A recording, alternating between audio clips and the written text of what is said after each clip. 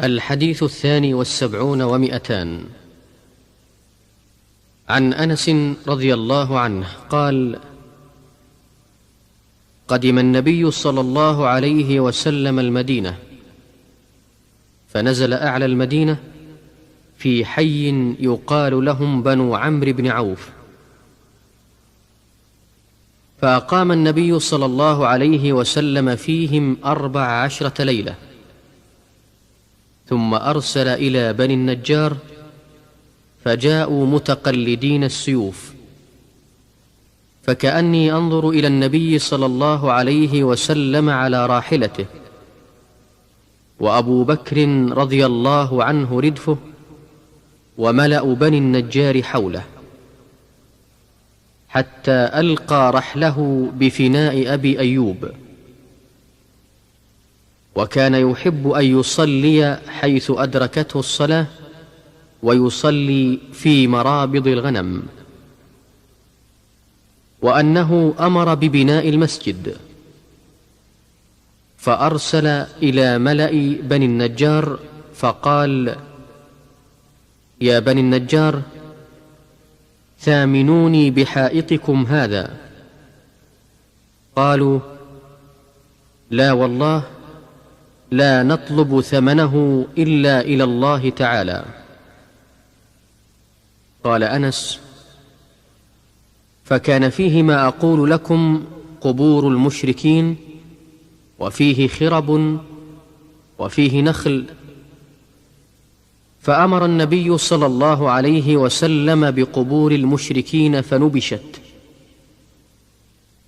ثم بالخرب فسويت، وبالنخل فقطع، فصفوا النخل قبلة المسجد، وجعلوا عضادتيه الحجارة، وجعلوا ينقلون الصخر وهم يرتجزون، والنبي صلى الله عليه وسلم معهم، وهو يقول: اللهم لا خير إلا خير الآخرة، فاغفر للأنصار والمهاجرة. الحديث 73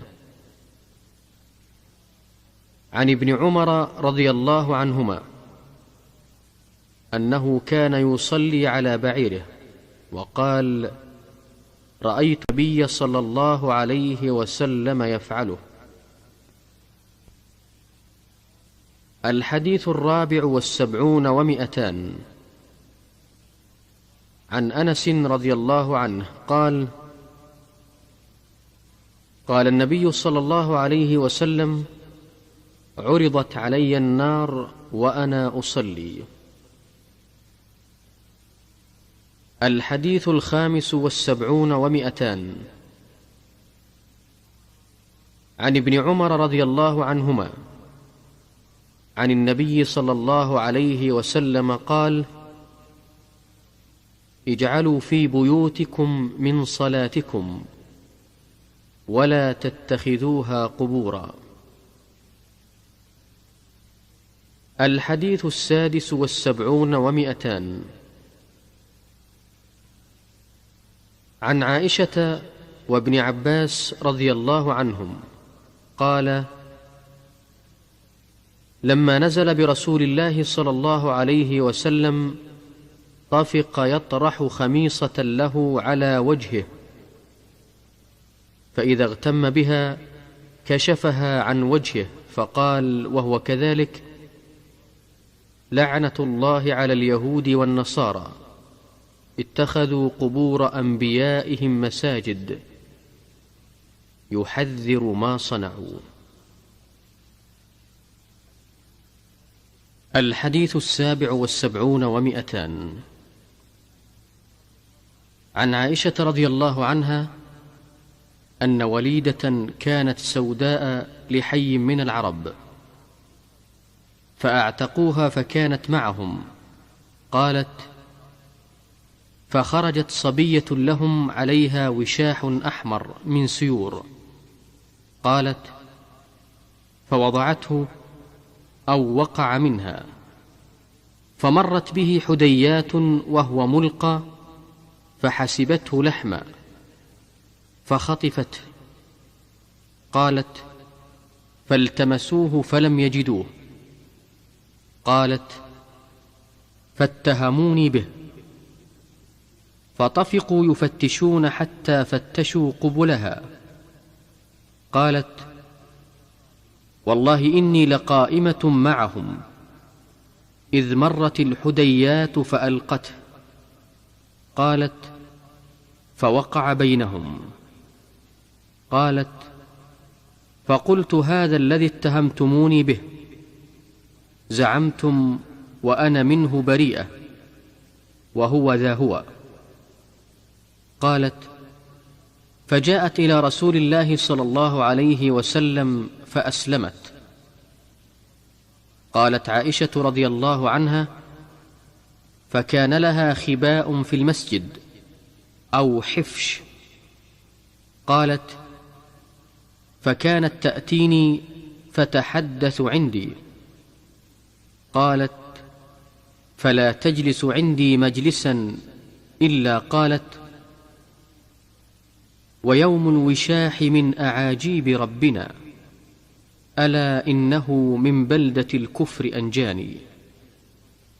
قالت عائشة رضي الله عنها: فقلت لها: ما شأنك لا تقعدين معي مقعدا إلا قلت هذا؟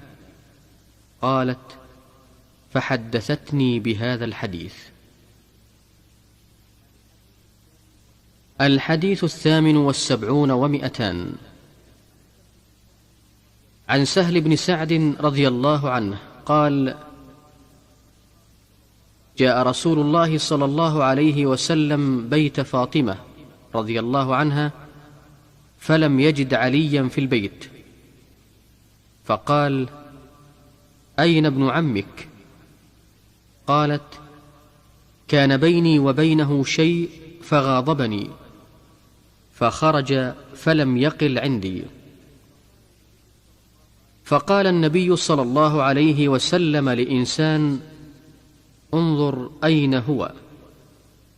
فجاء فقال: يا رسول الله، هو في المسجد راقد.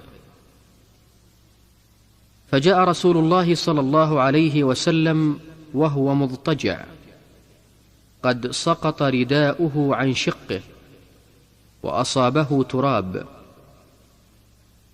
فجعل رسول الله صلى الله عليه وسلم يمسحه عنه وهو يقول: قم أبا تراب، قم أبا تراب. الحديث 79 عن أبي قتادة السلمي رضي الله عنه أن رسول الله صلى الله عليه وسلم قال: إذا دخل أحدكم المسجد فليركع ركعتين قبل أن يجلس. الحديث 80 عن عبد الله بن عمر رضي الله عنهما قال: إن المسجد كان على عهد رسول الله صلى الله عليه وسلم مبنيا باللبن وسقفه بالجريد، وعمده خشب النخل، فلم يزد فيه أبو بكر رضي الله عنه شيئا، وزاد فيه عمر رضي الله عنه، وبناه على بنيانه في عهد رسول الله صلى الله عليه وسلم باللبن والجريد، وأعاد عمده خشبا. ثم غيره عثمان رضي الله عنه فزاد فيه زيادة كثيرة، وبنى جداره بالحجارة المنقوشة والقصة، وجعل عمده من حجارة منقوشة، وسقفه بالساج. الحديث 81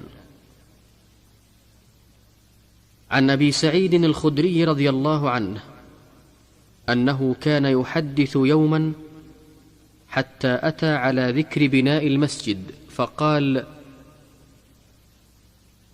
كنا نحمل لبنة لبنة، وعمار لبنتين لبنتين، فرآه النبي صلى الله عليه وسلم فجعل ينفض التراب عنه ويقول: ويح عمار، تقتله الفئة الباغية، يدعوهم إلى الجنة ويدعونه إلى النار. قال: يقول عمار: أعوذ بالله من الفتن. الحديث 82 و200. عن عثمان بن عفان رضي الله عنه عند قول الناس فيه حين بنى مسجد رسول الله صلى الله عليه وسلم قال: إنكم أكثرتم، وإني سمعت رسول الله صلى الله عليه وسلم يقول: من بنى مسجدا يبتغي به وجه الله بنى الله له مثله في الجنة. الحديث 83 و200. عن جابر بن عبد الله رضي الله عنهما قال: مر رجل في المسجد ومعه سهام، فقال له رسول الله صلى الله عليه وسلم: أمسك بنصالها. الحديث 84 و200. عن أبي موسى رضي الله عنه عن النبي صلى الله عليه وسلم أنه قال: من مر في شيء من مساجدنا أو أسواقنا بنبل فليأخذ على نصالها، لا يعقر بكفه مسلما. الحديث 85 و200. عن حسان بن ثابت رضي الله عنه أنه استشهد أبا هريرة رضي الله عنه: أنشدك الله، هل سمعت رسول الله صلى الله عليه وسلم يقول: يا حسان أجب عن رسول الله صلى الله عليه وسلم: اللهم أيده بروح القدس. قال أبو هريرة: نعم. الحديث 86 و200. عن عائشة رضي الله عنها قالت: لقد رأيت رسول الله صلى الله عليه وسلم يوما على باب حجرتي، والحبشة في المسجد، ورسول الله صلى الله عليه وسلم يسترني بردائه، أنظر إلى لعبهم، وفي رواية: يلعبون بحرابهم. الحديث 87 و200. عن كعب بن مالك رضي الله عنه أنه تقاضى ابن أبي حدرد دينا كان له عليه في المسجد، فارتفعت أصواتهما حتى سمعهما رسول الله صلى الله عليه وسلم وهو في بيته، فخرج إليهما حتى كشف سجف حجرته، فنادى: يا كعب. قال: لبيك يا رسول الله. قال: ضع من دينك هذا، وأومأ إليه أي الشطر. قال: قد فعلت يا رسول الله. قال: قم فاقضه.